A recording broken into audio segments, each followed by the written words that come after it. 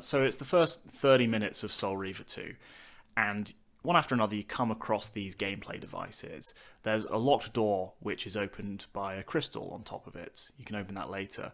Then shortly after that you find this totem pole. That acts as a checkpoint if you die. Then there's a huge elaborate platform. That's how you save your game permanently.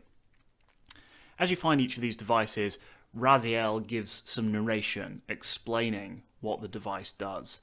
He does it in kind of in-universe terms. He doesn't say save your game, but he does say that this platform is where you can return to resume your adventure, something along those lines. These ancient obelisks were mysteriously attuned to my spiritual essence. By simply touching the symbol, I could safely preserve an imprint of my soul, and thus create a milestone to which I could return when weary, and from which I could resume my journey. What's happening here is diegetic tutorializing. So diegesis, if you think about it in film terms, you're usually talking about music. Most music in films can only be heard by the audience, but then diegetic music is music that can be heard by the characters. It exists within the scene, within the fiction of the film. So what Soul Reaver 2 and the other Legacy of Kain games are trying to do here is create diegetic tutorials. It's explaining the mechanics of the game in the language of the world. All of the games in the series do this to some extent. In Blood Omen 1, when you pick up a new item, Kain gives this explanation of what the item is and roughly what it does. In Soul Reaver 1, Raziel wakes up in this new world and meets the Elder God, and the Elder God gives a lot of voiceovers to explain the world to him and some of the mechanics of the game, such as shifting between realms. So the Legacy of Kain series has always gone a little bit further than your average action-adventure game when it comes to showing the game through the character's eyes.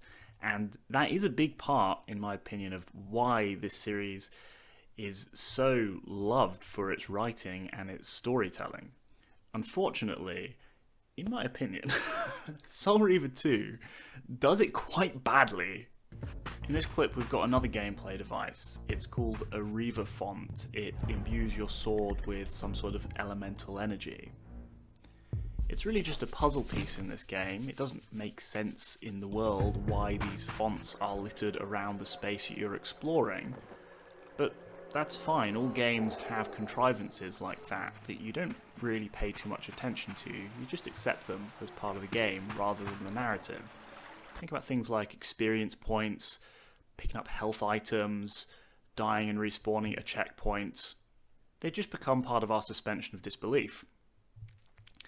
Unfortunately, it's very hard to ignore them or suspend disbelief when Raziel comments on these elements constantly. The gates were sealed, but like the time-streaming chamber I had seen earlier, their operation was undoubtedly linked to that odd crystal mounted above the entrance. These Reaver fonts, these saving platforms, these totem poles, they don't make sense in the world that we've been given, and they can't be justified through the narration. So Raziel, when he's commenting on them, quite often uses this language like inexplicably, mysteriously, for some reason. At one point he comes across this ancient vault and he says something along the lines of, "Somehow I get a feeling that I'll return here with more abilities to open this pathway." I think the right word to use for this is ludonarrative. Essentially how the gameplay design fits in with the narrative of the game world. So, for an example, let's think about fast travel. In a game like Fallout 3, you select your destination from a map and then you appear there. It's not justified in the narrative. By giving the players that option, the game isn't saying that teleportation exists in the Fallout 3 universe. It's not suggesting that other NPCs, other characters, have this ability as well. It's not part of the fiction, it's purely a gameplay option, and so the player can kind of ignore it as part of the story. That's one way of doing ludonarrative, basically not having one. Another option, let's take Darksiders as an example. This has fast travel, it has the wormholes, they're called serpent gates, and these exist in the universe. And they are protected by this character called Volgrim, who allows some characters to use the wormholes and doesn't allow other characters to use them. He has his own motivations for this. There's a reason that the players can use them, but other characters can't. This is all kind of fully explained in the game. Unlike Fallout 3, fast travel in Darksiders has like a full narrative element to it. Soul Reaver 2 tried to have a ludonarrative and just did it very unskillfully. As I passed this arcane landmark, a wisp of the Reaver's energy was drawn to the ring, illuminating it. This created a beacon of sorts in the spirit world. If ever I found myself depleted in the spectral realm, and my soul tossed on the ethereal winds, these beacons would draw me back to safety and restore me. I think they basically could have gone down two different routes with this. Either they make the gameplay devices that we've spoken about even more abstract, to the point where the player couldn't even see them as part of the universe and can just happily ignore them. Or they can go the opposite direction and really flesh out the ludonarrative and describe where these Reaver fonts, these saving platforms, these checkpoint totem poles, where do they come from? I think you could have explained them quite easily as part of the ancient vampire culture. That's a big part of the story of this game. But you really had to go a lot further than they did. You had to say, who made them? What did they use them for originally?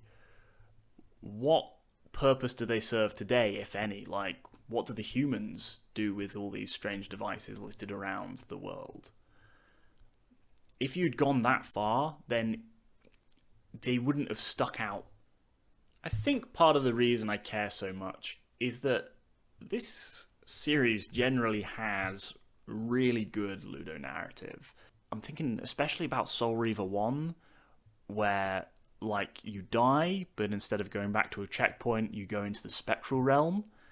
And the spectral material realms like play into the puzzles, and they're absolutely essential to the story.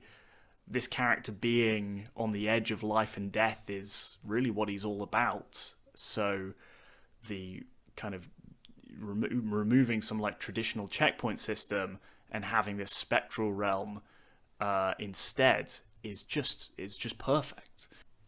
This will sound harsh, but I think Soul Reaver 2 kind of falls flat on its face. It has a really cool plot. It has cool characters and themes. But to say that it's well written, some of it is. Like, it's got cool cutscenes, but as a whole product, I'm reluctant to say that it's well written. People may come after me for making that claim, because a lot of people see this as like the best written game in the series. But yeah, I really feel they could have done a lot better with some of these parts. I did a bit of research to try and find out why the game might have ended up in the way that it did. I read an interview with Amy Hennig shortly after the game had gone into full development. It was still about a year away from release, and she was talking about all the plans that they had. Things like having, I think, 7 different Reavers and 7 different abilities for each of the 7 Reavers, and having like 3 different side quests or other places that you could go at all times.